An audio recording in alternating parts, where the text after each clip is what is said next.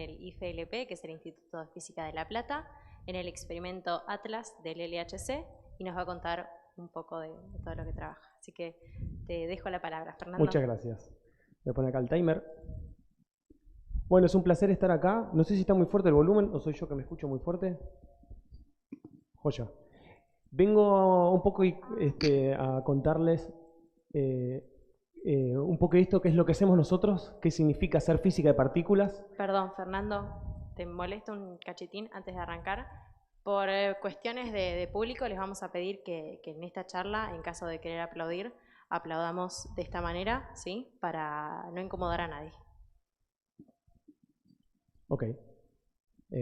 Entonces les comentaba que la idea un poco de esta charla es contarles qué significa hacer física de partículas, qué es lo que estudiamos y cómo lo hacemos nosotros acá en La Plata, en particular, bueno, en la Argentina en general, ¿no? Y la envergadura que tienen nuestras investigaciones en el campo de la ciencia y en el mundo en general. Entonces la charla va a tener 3 partes, ¿sí? De las cuales acá hay 2. Uno es, les voy a contar el detector Atlas, que es el experimento en el cual nosotros trabajamos, en el marco del LHC, que es el acelerador más grande del mundo hoy en día en funcionamiento y el más grande de la historia hasta ahora. Una segunda parte en donde yo les voy a contar, tratando de ser lo más pedagógico posible, cómo es que hacemos física de partículas, cómo usamos esos datos, cómo es que, ¿entendés? Encontramos las partículas y demás, usando estos equipos.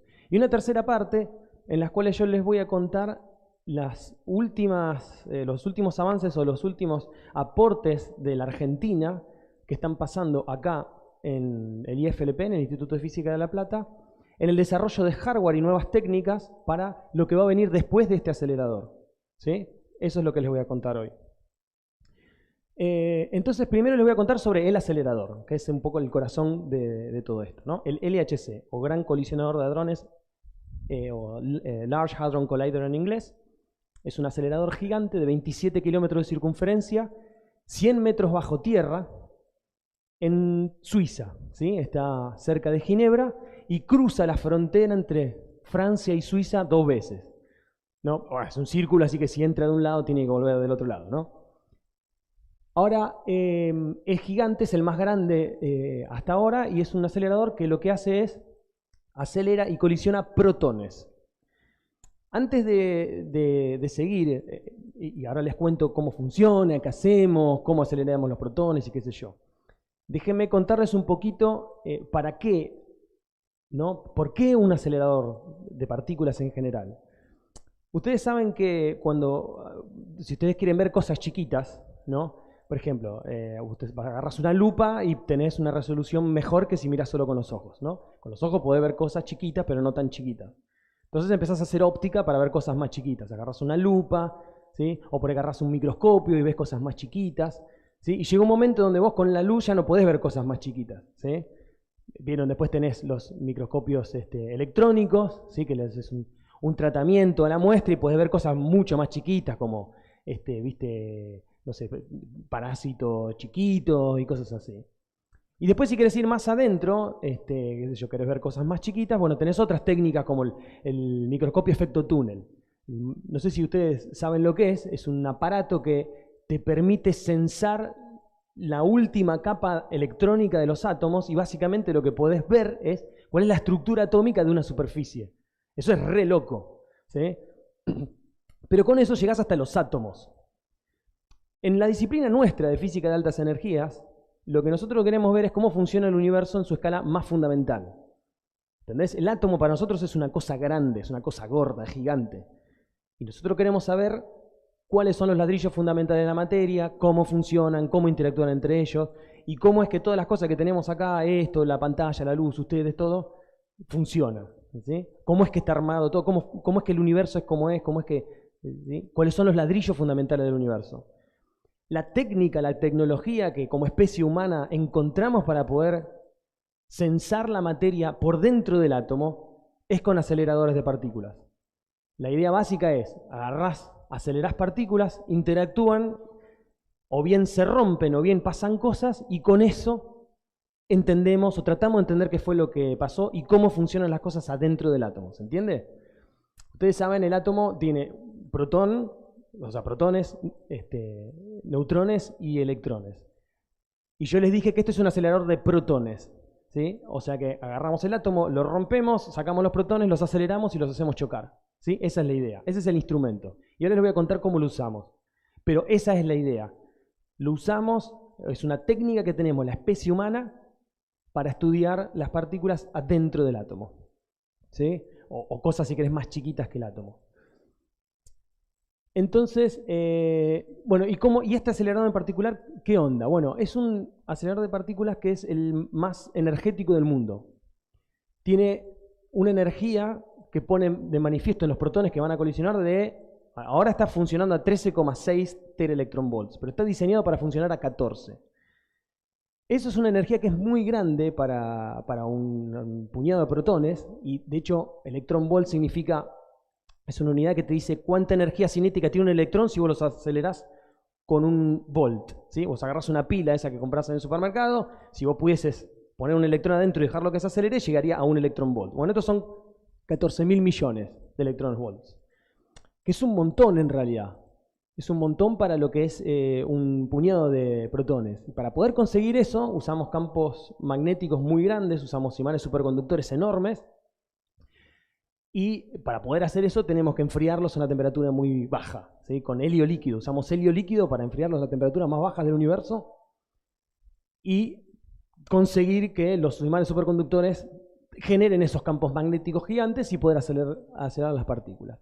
Es más, como vos las tenés que acelerar, tiene que estar todo al vacío, porque imagínate que si vos tirás una partícula acá en el aire, ¿sí? Interactúa con cosas, con otras partículas del aire y se frena. Entonces tiene que estar todo al vacío. Así que todo ese 27 kilómetros de circunferencia, ¿sí? Está al vacío, está con imanes superconductores a la temperatura más fría del universo y acelerando protones a las energías más altas alcanzadas por el ser humano. Ahora, si bien es mucha energía para un puñado de protones, en la energía total es muy chiquita, ¿sí? De hecho, ahí lo puse ahí, es del orden de la energía cinética del aleteo de un mosquito. No es mucha energía en el mundo real, pero todo compactado en un puñado de protones es un montón de energía concentrada y eso es lo que a nosotros nos permite estudiar el mundo en esas escalas. Y ahora les voy a contar por qué, o sea, que es útil esto, pero esa es la idea. Y ahora, el acelerador es tan grande porque cuanto vos más energía querés poner de manifiesto, vos tenés que acelerar los protones cada vez más. Y llegó un momento en donde como los protones tienen una trayectoria curva, están acelerados, y las partículas aceleradas pierden energía irradiando fotones. Entonces, llega un momento donde si vos lo querés acelerar más, tendrías que hacer un acelerador más grande, ¿sí? Por eso no lo podemos acelerar más que esta energía, y por eso tuvimos que construir este acelerador tan grande para poder acelerarlos a esta energía. ¿Cómo es el acelerador? Bueno, es así. Son una serie de caños y tubos que están, ¿no?, en ese túnel de 27 kilómetros de circunferencia bajo tierra, instalados estas cosas así. Donde acá esto en realidad es una foto del acelerador real, donde tenés estos elementos dipolos, uno al lado del otro, que son como de 50 metros cada uno, 20 metros cada uno, uno al lado del otro, y acá está pintado como se vería, si querés, imaginariamente, si fuese transparente acá. Entonces tenés un tubo al vacío donde van protones para un lado, otro tubo al vacío donde van protones para el otro lado, ¿sí? Uno al lado del otro. Y en algún momento, vos decís, bueno, tengo acelerando los protones uno por un lado para el otro. ¿Y ahora qué hago? En algún momento los tenés que hacer chocar. Entonces la idea es la siguiente. Vos tenés las dos órbitas que se cruzan en 4 puntos. Para un lado, para el otro, y se cruzan así, se cruzan así. Y en los lugares en donde se cruzan las órbitas, vos ahí ponés tus detectores.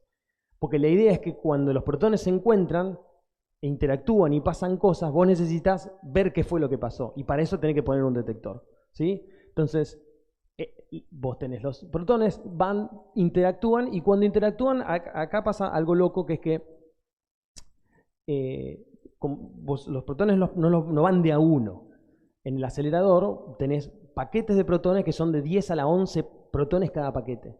Entonces, cuando vos haces chocar paquetes de protones, y algunos de ellos se encuentran e interactúan.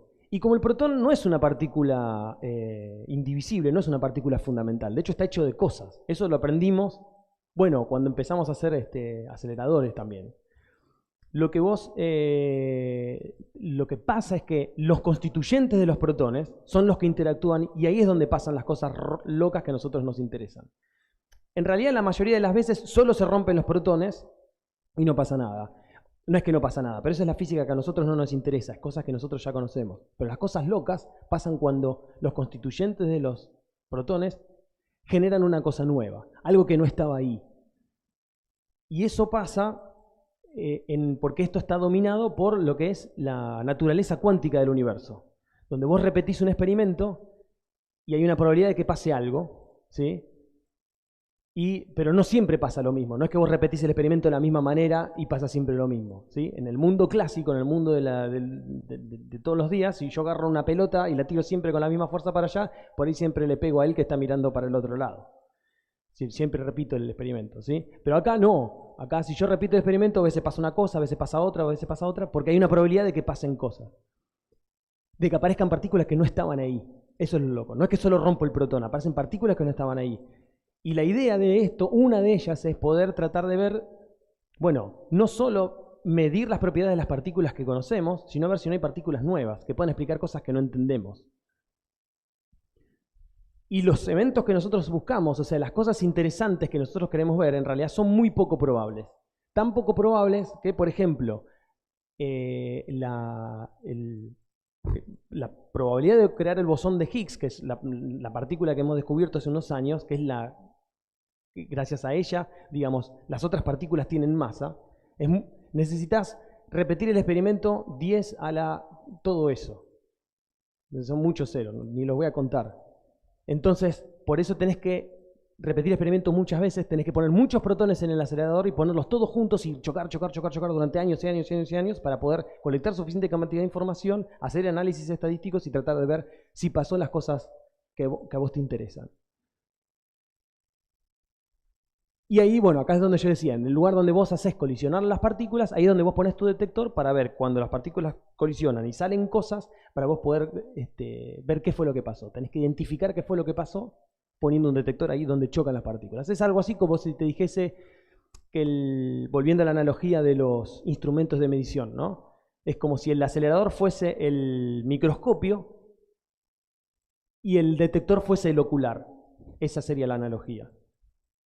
Entonces se encuentran los protones se desarman, los constituyentes de los protones, que son los quarks y los gluones, son los que interactúan y ahí pasan las cosas locas que nosotros queremos estudiar. Este es un diagrama de más o menos cómo está armado el acelerador, ¿sí? Es una órbita para un lado y se cruzan en 4 puntos donde están los 4 detectores más importantes. Nosotros en La Plata trabajamos en el acelerador, en el detector Atlas, que es una colaboración internacional.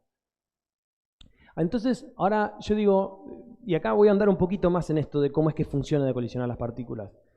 Yo no quise poner muchas cuentas porque, no, si voy a poner cálculos acá, el 95% de la gente se duerme.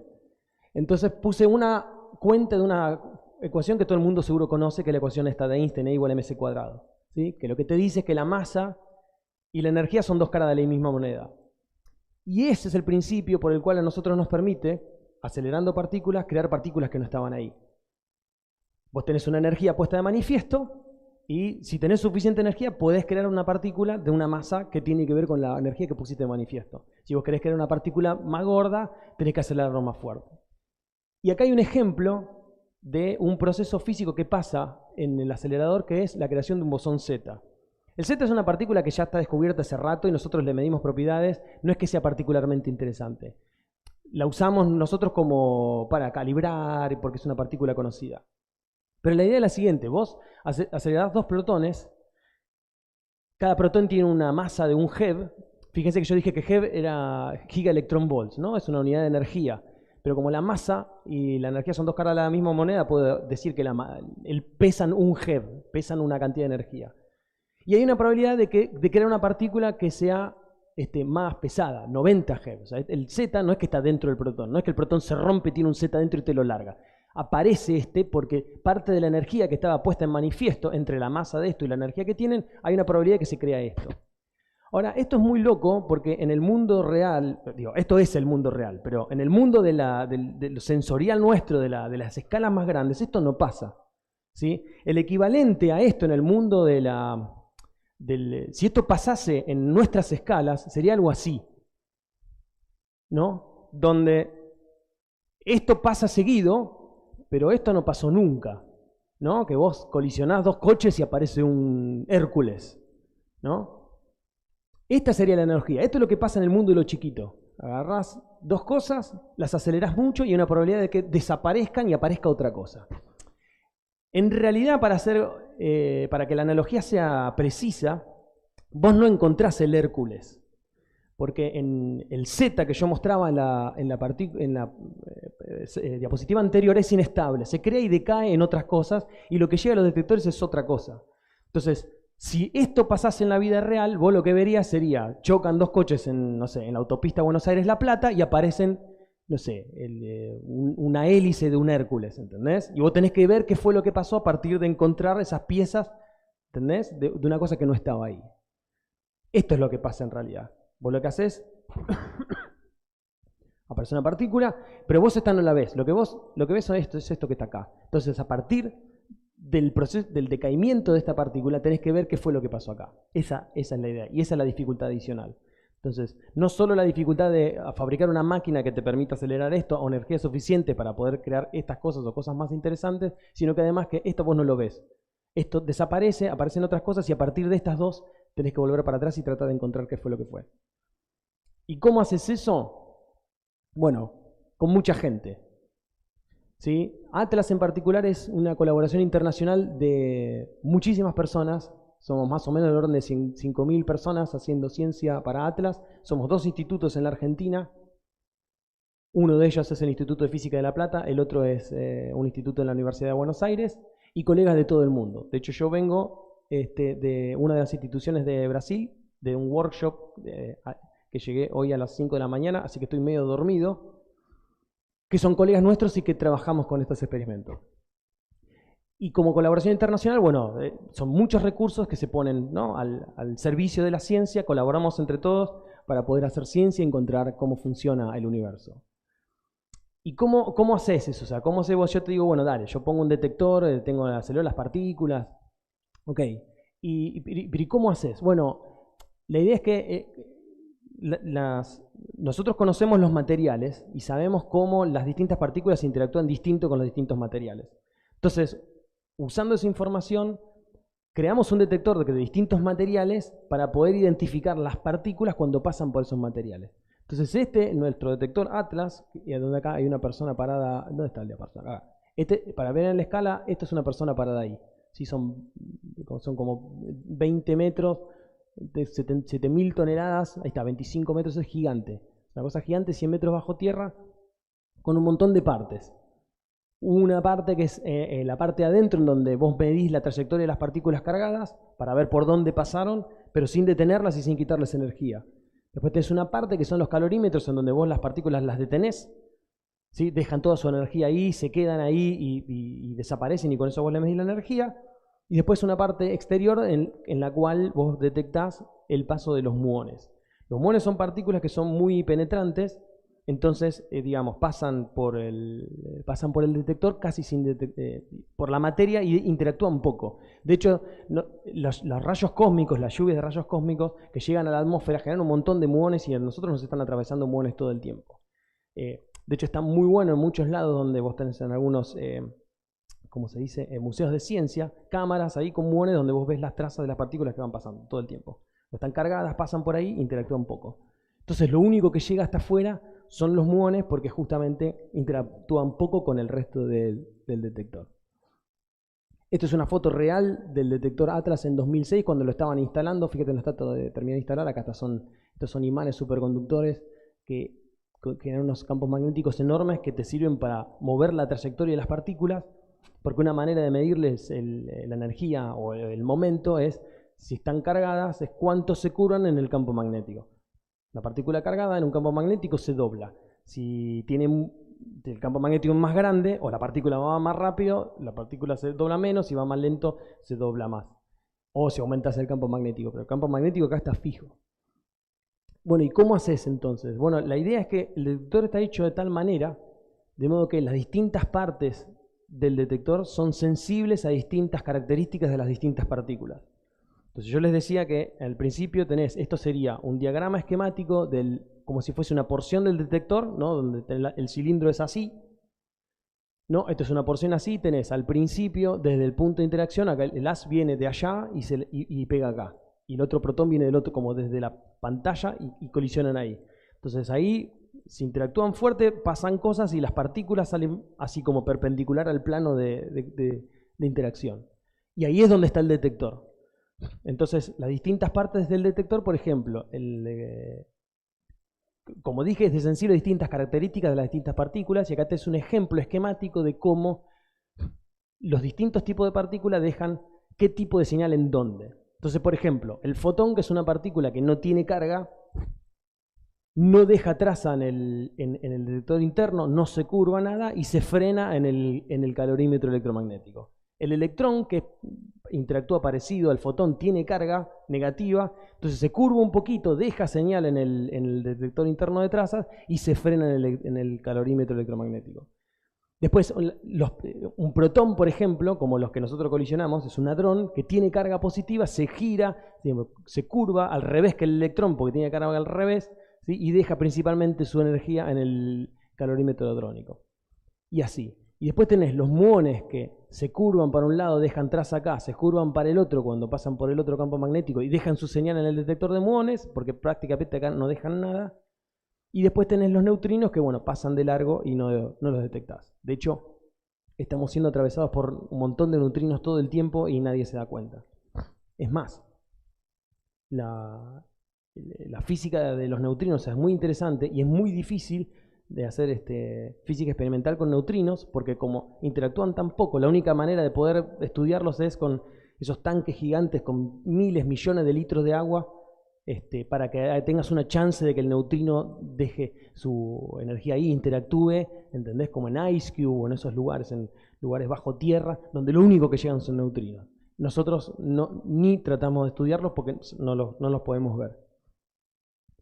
Y para que se hagan una idea de la dificultad del problema, es que esta es una simulación de un evento en la cual se produjo un Higgs, un bosón de Higgs que decayó a dos zetas y cada uno de ellos a un electrón positrón. Entonces, pero, ¿cuál es el problema acá?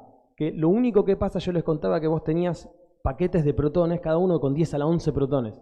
Entonces, no es que tenés una sola cosa cuando pasa algo, ahí lo tenés.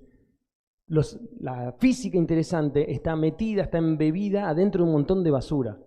Entonces, acá tenés un montón de protones que están interactuando, que se rompe, que salen cosas, y uno de todos ellos es un Higgs a 4 leptones, que obviamente, si se miran con atención, eran esos que estaban ahí. ¿No? Era obvio, mirá. ¿Ves? Era fácil. Bueno, no es fácil, y de hecho, por eso es que la física de partículas requiere de muchos recursos computacionales. No es que vos vas mirando un evento y decís, ahí pasó, ¿entendés? Vos estás teniendo colisiones a 40 millones de veces por segundo, los paquetes de protones. Cada 25 nanosegundos tenés una colisión y tenés una cosa así. Y uno cada 10 a la 13 puede ser eso. Y vos tenés que encontrar ese. En uno cada 10 a la 13. Y todo el tiempo tenés todo el tiempo tenés todo así, todo el tiempo. Es difícil.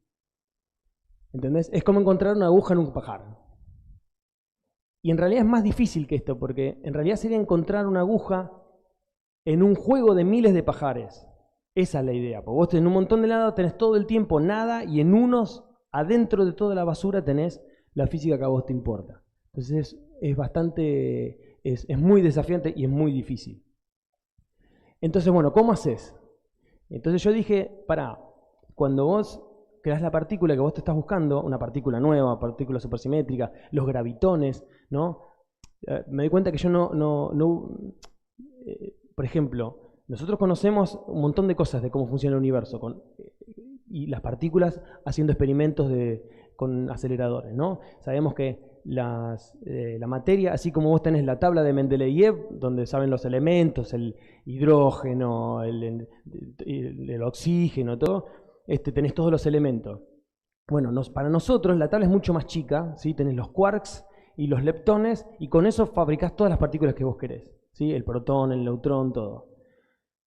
Ahora, nosotros podemos explicar 3 de las 4 fuerzas fundamentales, que es la fuerza, ¿sí? la fuerza fuerte, que es la que mantiene el núcleo pegado, la fuerza débil, que es la que es responsable de los decaimientos radioactivos, y la fuerza electromagnética. Esas las entendemos perfecto. La gravedad también la entendemos, pero no la podemos explicar con física de partículas, digamos. Entonces, digamos, si la gravedad es cuántica, tendríamos que tener gravitones, y una forma de encontrarlo sería, bueno, con aceleradores como estos. Tendríamos que poder ver los gravitones, o cosas, lo que sea. Pero todas esas partículas que uno está buscando, como yo les dije, son inestables, decaen, y vos no llegan esas al detector. Al detector llegan el producto de decaimiento. ¿Cómo haces? Bueno, volvemos al decaimiento, ¿no? Y voy a hacer a ver si puedo ser didáctico para que ustedes se lleven la idea de cómo es que a partir de que yo puedo solamente detectar esto, ver si puedo encontrar esto, ¿sí? No solo porque si yo sé que en un evento tengo solamente estas dos cosas, ya está. O sea, si yo digo, no tengo nada, y un día aparecen un electrón y un positrón, digo, ya está, viene del Z. Pero en realidad todo el tiempo tengo esto. Tengo un montón de cosas y tengo que ver cuál de todas estas cosas es el Z. ¿Sí? ¿Se entiende? Entonces, ¿cómo haces? Bueno, yo dije que, si usás la ecuación de Einstein, que dice que la energía y la masa son dos caras de la misma moneda, es más, en estos procesos cuánticos se conservan un montón de cosas, como en la física en general. Se conserva la energía, se conserva el momento, se conserva todo. Entonces, si se conserva, significa que tanto la energía como la masa es la misma al principio y al final, ¿sí? En realidad la ecuación completa es esta, no es la que dice en el libro, ¿sí? Donde vos tenés la energía, también tenés una componente que es la energía cinética, o sea, el movimiento que vos le pones a los protones. Ahora, si es lo mismo al inicio y al final, bueno, y el momento que tenés al final es la suma de los momentos de los dos electrones, bueno, haces esto. Medís la energía de estas dos cosas, medís el momento de estas dos cosas, haces esta cuenta y despejás esta masa de acá para ver qué es la masa de esto que está acá. Esa es la idea. De nuevo, si vos lo único que tenés es el producto de decaimiento de esto, ya está. Es fácil, esto no hace falta. Pero como en general tenés muchas otras cosas, vos lo que tenés una distribución estadística de cosas random y en algún lado tiene que aparecer la masa de la partícula que vos querés. El sistema de coordenadas acá no nos importa. Entonces, por ejemplo, ¿cómo haces entonces con esa cuenta para darte cuenta si tenés la partícula que estás buscando? Bueno, porque vos lo que haces es te haces un histograma. Ustedes saben lo que son los histogramas, ¿no? Entonces vos agarrás y vos te calculás la masa invariante, que es esta M de acá, despejás esto acá, ¿sí? Vos tenés un evento, tenés 2 electrones, te calculás M, lo anotás. Tenés otro evento, no tenés 2 electrones, lo salteás. Tenés otro evento, tenés 2 electrones, anotás la masa. Y te vas anotando las masas y te haces un histograma de la masa. Y entonces tenés estas cosas. Y acá me quiero detener un cachito para contarles cómo es y cómo fue el descubrimiento del siglo cuando encontramos el bosón de Higgs hace ya 11 años. Vos, por ejemplo, nosotros estábamos buscando el bosón de Higgs y sabíamos que decaía a 2 fotones o a 2 zetas, por ejemplo. Decae de varias maneras más, pero esa era la forma que la podíamos encontrar. En donde acá, o sea, en un caso son 2 fotones que tenés en el estado final, en tu evento tienen que haber 2 fotones, y en el otro caso tenías 4 electrones, ¿sí? Y tenías que calcular la masa invariante como yo les conté recién. Pero fíjate que, digamos, si lo único que tuviese fuese tu partícula madre, tu histograma tendría un pico en el valor de la masa, porque es lo único que tenés ahí. Pero no, tenés un montón de eventos en donde tenés 2 fotones que no sabés de dónde vienen, que es cualquier cosa, que es aleatorio. Entonces tenés que colectar muchos datos, muchos datos. Fíjese que este es el plot del descubrimiento. Tenemos miles, millones de eventos en los cuales vos te calculás la masa invariante de los 2 fotones, ¿sí? Y tenés, muchas veces te dio 100, poquito menos veces te dio 101, y menos te dio 102, y así. Y haces el histograma. Y lo que pasa es que vos, 2 fotones aleatorios te da una masa invariante aleatoria, pero los 2 fotones que vienen de la partícula madre tienen la masa de la partícula madre. Entonces tenés una acumulación de ese valor en el lugar en donde tenés la partícula. Y es lo que se ve acá. En realidad, a simple vista no se ve porque es muy chiquitito, ¿sí? Pero una acumulación acá, esto si vos haces la cuenta, es estadísticamente significativo porque la incerteza de estos números, ¿sí? Es suficientemente chica para decirte que la probabilidad de que un ruido estadístico te haya llevado eso para arriba es muy baja. Entonces la única explicación es que hay una partícula ahí. Y esa es la idea. Haces un estudio estadístico, colectas muchos datos, así el evento que vos estás buscando, que es tan poco probable, lo hiciste suficientemente veces y tenés un exceso significativo por encima de un fondo aleatorio. Y en el de la derecha es también el del descubrimiento del Higgs, pero cuando el Higgs decae a 2 zetas y cada zeta decae a un electrón-positrón, y te calculas la masa invariante, ¿sí? Y acá lo que tenés es, bueno, esta es la masa del zeta, donde ves perfectamente, el zeta tiene ¿cómo se llama? Una masa de 90 gigaelectronvolts, y acá tenés como la acumulación de 2 electrón-positrón, bueno, te calculas la masa y te da la masa del zeta, es lo mismo. ¿Entendés? Vos no ves la partícula final, la partícula que vos creas porque es inestable, pero sí ves, a partir de hacer análisis estadístico, que la partícula que vos estás buscando la produjiste. O encontraste una partícula nueva. Si ves una acumulación que vos no te esperabas, dijiste, ah, tengo una partícula nueva. Ahora, lo loco es que yo dije que colectabas muchos datos, ¿no? Y colectar muchos datos significa mucho almacenamiento. Y mucho almacenamiento significa no solamente que tenés que tener dónde guardarlos, sino que necesitas mucha gente y muchos recursos para analizarlos. Muchísimo. Para que se den una idea, cada evento, ¿no?, de una colisión que vos tenés en el detector deja señales en todos lados, y eso ocupa más o menos del orden de 3 megabytes cada evento, ¿sí? Entonces, si vos es como sacar una foto de 3 megabytes, pero estás sacando una foto cada 25 nanosegundos. Es complicado. Nosotros guardamos del orden de 4,5 petabytes por año, ¿sí? Que es un montón. Y eso hay que almacenarlo y hay que analizarlo. Acá yo puse, por ahí está un poco desactualizada. No sé si siguen usando Blu-ray ustedes. Pero, ¿entendés? Pone, la foto digital sigue estando del orden de los 4 megas porque por más que tenga más megapíxeles tenés mejores algoritmos de compresión. Ponele 25 GB un Blu-ray de los grabados. Los Blu-rays comprados tienen 50 GB. Un iPhone X, bueno, de 64, 128 GB, no sé qué. Esto, hace un par de años, la producción anual de libros en el mundo estaba calculada en 1 terabyte. 4,5 petabytes es la cantidad de datos en un año que nosotros producimos. Y esto, inchequeable, pero bueno, si lo dice Internet, 1 exabyte es más o menos la cantidad de información generada en el mundo. Inchequeable. Entonces, una forma para decir, bueno, pero 4,5 petabytes, ¿no? ¿Cuánto es? ¿Cómo lo puedes unir? ¿Viste cuando te dicen las distancias? Bueno, acá estamos en astronomía, ¿no? ¿Viste? Te dicen, no sé, 5.000 millones de años luz, y es mucho, pero no sé cuántas más veces de acá a Mar del Plata es. Algunos tienen las escalas así, y vos sabés que es mucho, pero no sabes cuánto mucho es.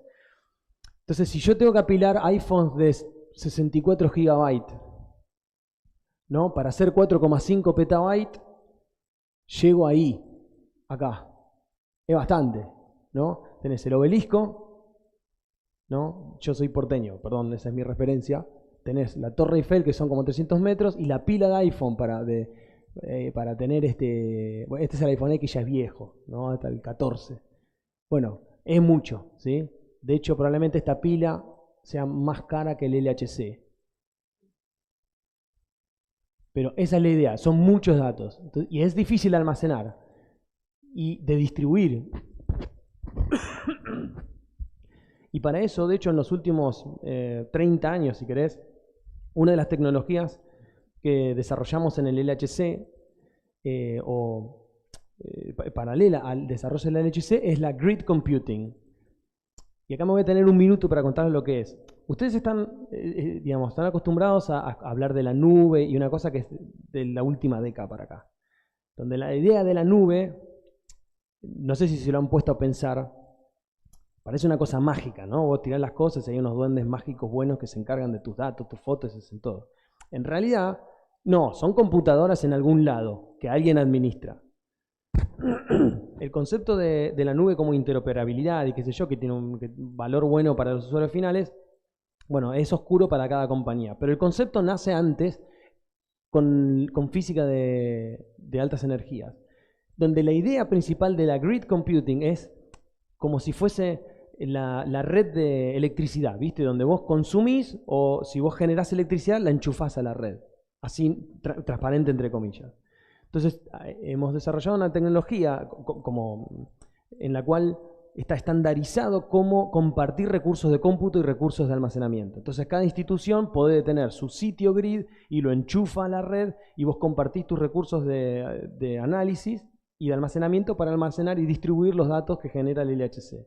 Que es fundamental que estén distribuidos, bueno, por redundancia y porque, bueno, la relevancia de los datos colectados es única en el mundo, no se pueden reproducir, entonces los tenés que guardar y los tenés que distribuir. Y además tenés que permitir que la gente, nosotros los científicos que trabajamos con estos datos, podamos acceder a esos datos y podamos analizarlos y tengamos dónde correr nuestros análisis para poder analizar esos datos.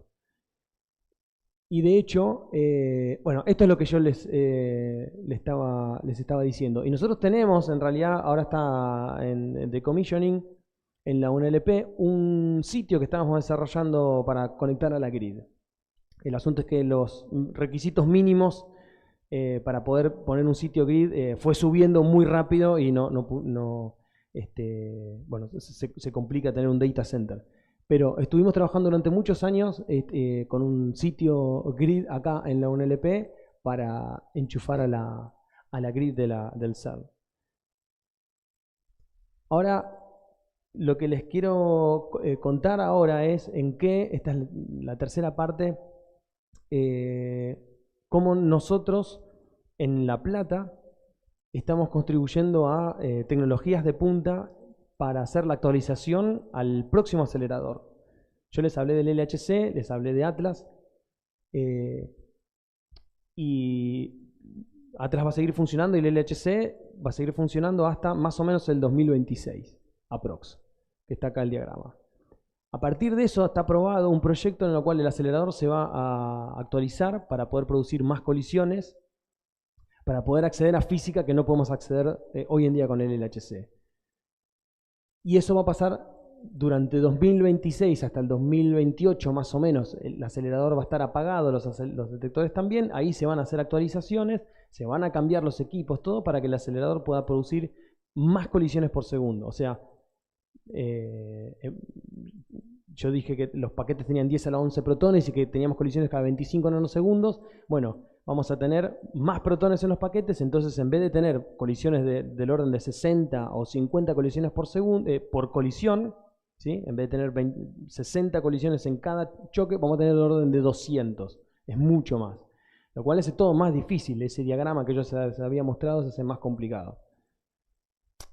¿Por qué hacemos eso? Bueno, de nuevo, la física que nosotros buscamos es muy poco probable. Entonces, para poder acceder a eso, tenés que hacer más veces el experimento, o sea, colisionar más cosas. Entre ellas, bueno, medir propiedades del Higgs, cómo se acopla el Higgs a sí mismo, buscar decaimientos raros, ver si busca la supersimetría, si el universo tiene dimensiones extras, si la gravedad es cuántica, entonces podemos buscar gravitones, un montón de cosas. Entonces por eso necesitamos actualizar el acelerador. Pero no viene gratis poner más protones y decir, bueno, dale que va, dale la manija, subí la perilla y dale gas. Porque se hace más complicado detectar, ¿entendés? De hecho, esta es una simulación de cómo se vería un evento, ¿sí? Donde acá tenés las colisiones y las rayas serían las señales dejadas en el detector Atlas actualizado, ¿sí? En estas condiciones, donde esto es parecido al diagrama que les había mostrado yo, pero esto es en las condiciones del nuevo acelerador. Tenés que encontrar estas trazas que están acá en este mar de cosas. Es muy complicado. Me doy cuenta ahora que estas slides están en inglés. Entonces, para poder, digamos, sacar ventaja del nuevo acelerador, tenés que actualizar el detector también. Entonces, una de las cosas que se va a hacer es, se va a cambiar el detector interno de trazas, el sistema de adquisición de triggers se va a cambiar y algunos frontends de algunos detectores también. No voy a entrar en el detalle, salvo que nosotros lo que estamos trabajando acá en La Plata es en la actualización del sistema de adquisición de datos. ¿Y cómo funciona eso? Porque yo les dije que la mayoría de los eventos no tienen nada. La mayoría de las veces solo se rompen los protones y no nos interesan. Vos no querés guardar eso, porque vos tenés alimentación, ¿cómo se llama? Tenés distribución limitada para guardar tus datos.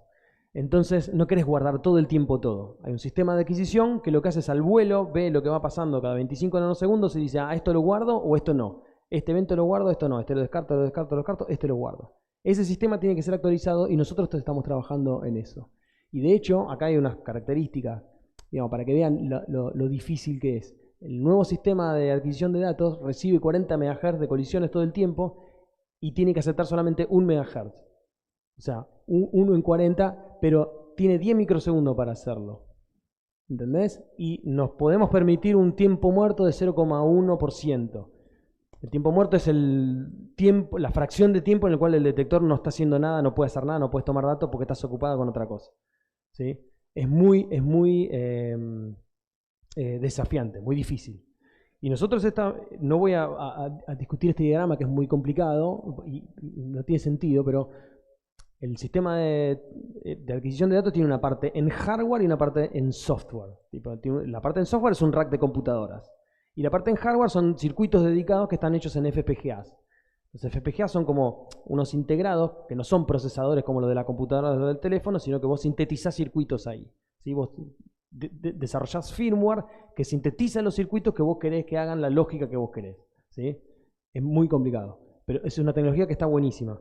Y nosotros estamos trabajando en esta parte del sistema que se llama el Global Trigger, no importa, pero está implementada en hardware. Y nosotros en La Plata somos uno de los grupos liderando una de las tareas en el desarrollo de ese aparato, que es el que va a funcionar en Atlas a partir del 2026. Una de ellas es, esto es una versión preliminar del prototipo en el cual nosotros estuvimos colaborando en el diseño, donde, bueno, no importa, el mensaje acá es que de ese desarrollo que nosotros estamos haciendo junto con nuestros colegas en Estados Unidos y en Europa, vamos a tener el know-how para fabricar esto. Y de hecho, una de las cosas en esta colaboración es que ese desarrollo, una de las condiciones, de hecho, es que algunas de estas placas se fabriquen acá en la Argentina. ¿Sí? Entonces, esta es una versión preliminar, la versión 2. Hay una versión 3 que están fabricando y que vamos a tener una de ellas acá dentro de poco, si todo sale bien. Y de estas, algunas las tenemos que fabricar acá en la Argentina, en la industria local. Esa es una de las cosas que estamos haciendo. Y de hecho, todo este proyecto de la actualización del LHC es una cosa formal, una cosa muy importante, de mucha envergadura, en la cual la Argentina firmó un compromiso y nosotros, para comprometernos a fabricar cosas, esto es lo que les decía yo, el Common Module es el aparato que yo les mostré recién. Y además también somos responsables de parte de la infraestructura, donde nosotros tenemos que fabricar los racks que llevan las fibras con las señales rápidas para un lado y para el otro y con interconectar todo el sistema de adquisición de datos, lo tenemos que fabricar nosotros acá en La Plata. Entonces todo eso es parte de los beneficios indirectos, ¿sí? O de los beneficios directos a las industrias, a la sociedad de participar en un proyecto de envergadura de física de altas energías. Y de hecho, y con esto creo que voy cerrando, lo que les quería decir es que tenemos en el Instituto de Física de La Plata un laboratorio que estamos fabricando. O sea, todavía lo estamos montando y donde tenemos un montón de cosas. Tenemos equipo de alta tecnología, tenemos FPGAs, tenemos y herramientas de todas. Tenemos una impresora 3D también que está buenísima, unos osciloscopios de alta velocidad. Nos estamos acoplando con fibras, con cuestiones ópticas de alta velocidad, justamente para hacer estos desarrollos. Así que si quieren un día venir a visitar el laboratorio, si están buscando tema de doctorado, pueden pasar por el IFLP.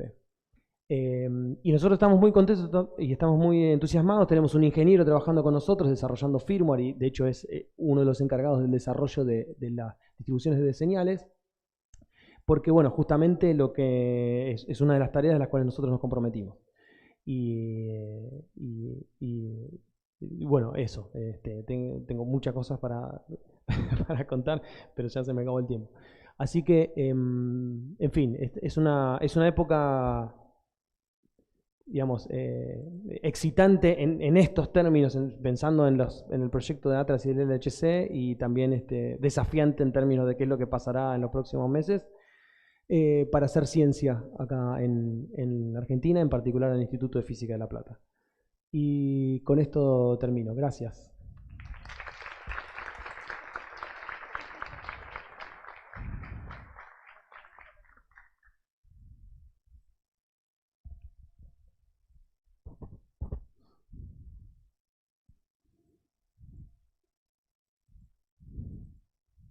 Ahí estamos. Bueno, Fernando, muchas gracias por tu charla. Ahora sí, abrimos el espacio a preguntas. Todo aquel que tenga ganas puede levantar la mano. Muy bien. Mientras está alcanzando el micrófono, yo me sirvo agüita. Importante, importante. Fundamental.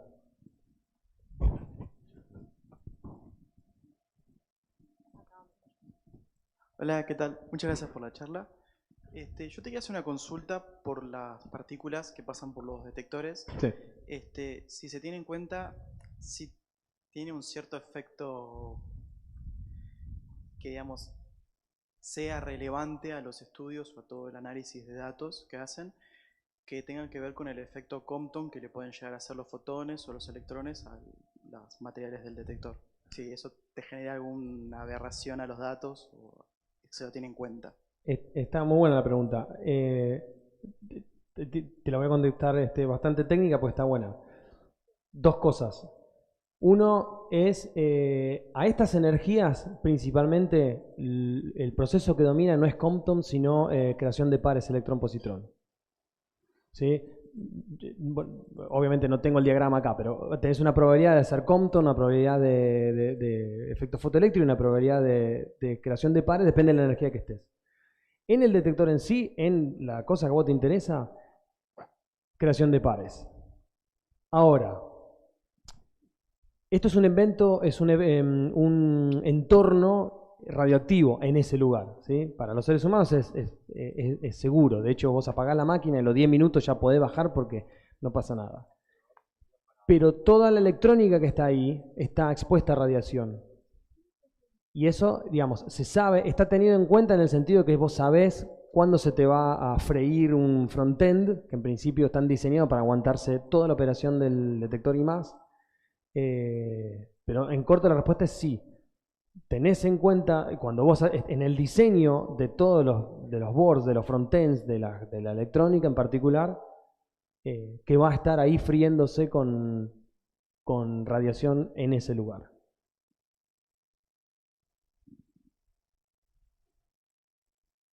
Bien, ¿alguien más? Hola, buenas tardes. Muy linda charla.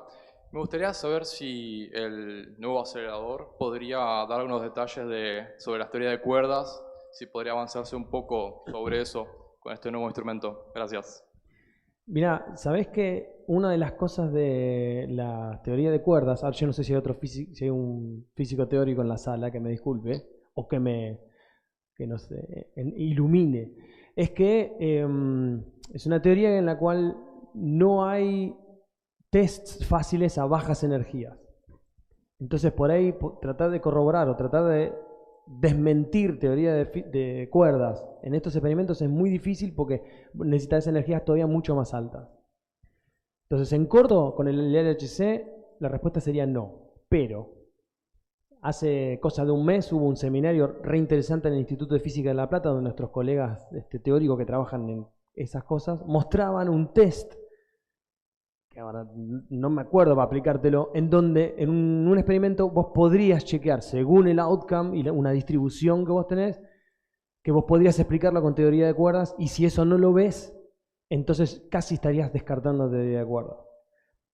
Y dicho eso, probablemente teoría de cuerdas sobreviva a ese test si falla, así como la supersimetría, que la supersimetría no la hemos visto, no hemos visto ninguna partícula supersimétrica, pero la SUSY, que es el nombre corto de supersimetría, no la hemos podido matar todavía.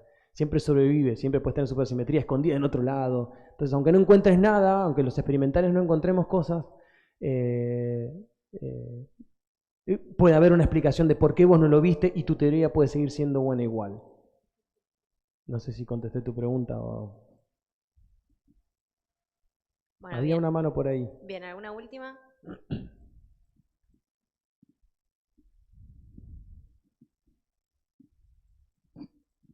Hola, ¿cómo andas? ¿Cómo estás? Bueno, va más o menos en la misma línea, pero como no tan lejos. Sobre el gravitón, te quería preguntar si esta Sí. nueva actualización, como que si hay certeza de que nos va a decir más sobre el gravitón. Y después te quería preguntar si sabes algo, porque leí por ahí que no hay certeza de que el neutrino adquiera su masa a través del Higgs. No sé de dónde surge eso y por qué sería ese planteo. La segunda pregunta está muy buena y la respuesta es no lo sé. O sea, tendríamos que por ahí discutir los detalles con algún colega fenomenólogo, ¿sí? Pero sí, en principio, a ver, los neutrinos son partículas raras. Son partículas raras. Podrían ser o no su propia antipartícula. Y física de neutrinos, no sé. Respecto del gravitón, vos preguntaste sobre certeza. Certeza no hay nada, ¿sí? De hecho, y para ponernos un poco filosóficos, esto es una descripción que explica lo que nosotros vemos, pero no significa que necesariamente que el electrón es como es, el Z es como es, ¿entendés? Dicho así, vos decís, bueno, el gravitón es una explicación cuántica de la gravedad, ¿no? O sea, por cuestiones de tiempo yo me salté que por ahí podría haber puesto que esto está en el marco, todo esto está justificado en el marco de teorías cuánticas de campos, donde vos las partículas pensás que son excitaciones de campos cuánticos, que son objetos matemáticos, físicos, que inundan todo el universo y donde vos tenés una oscilación, ¿sí? Aparece una partícula. Es así, qué sé yo, es una explicación matemática que describe perfecto lo que vos ves experimentalmente. ¿Sí? ¿Qué certeza tenés? Bueno, no sé, capaz que la mejor explicación es teoría de cuerdas, ponele. El gravitón sería una explicación de que si la gravedad es cuántica, entonces tenés un campo cuántico que representa la gravedad y una oscilación de eso es el gravitón. Pero no lo sabemos. Sí estamos buscando gravitones. La respuesta corta es sí, todavía no hemos encontrado nada. Pero hay un montón de áreas de búsquedas de nueva física en Atlas que incluyen, entre otras cosas, gravitones, dimensiones extras, supersimetrías, ¿entendés? O buscar cosas que si aparecen podrían explicarse con cosas locas, por ejemplo, microagujeros negros, estaría buenísimo.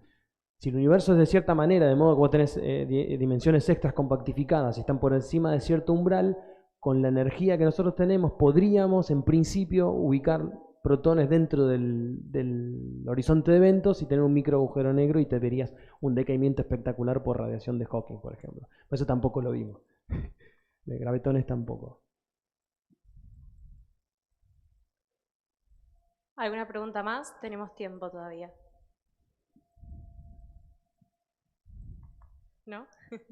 Bueno, recuerden, como había pedido al principio, aplaudir de manera silenciosa, que es agitando las manos. Así que nuevamente le agradecemos a Fernando por venir, por contarnos de su tema. Y nada, mil gracias. Gracias. Doy un pequeño cierre al día de hoy. Gracias a todos por haber venido a las charlas del día de hoy del Conectar. Pueden quedarse al Conectar Rock, que es un pequeño evento que vamos a tener a la noche. Van a haber cosas para tomar, cosas para comer, unos chicos tocando ahí un par de canciones, así que están más que invitados todos a quedarse. Y mañana también nuevamente tenemos todo un día de ciclo de charlas. Pueden, no las recuerdo todas, me levanté muy temprano hoy, pero pueden revisar todo el cronograma de mañana en el Instagram. Así que nada, muchísimas gracias a ustedes también por bancarnos y sumarse a esta movida.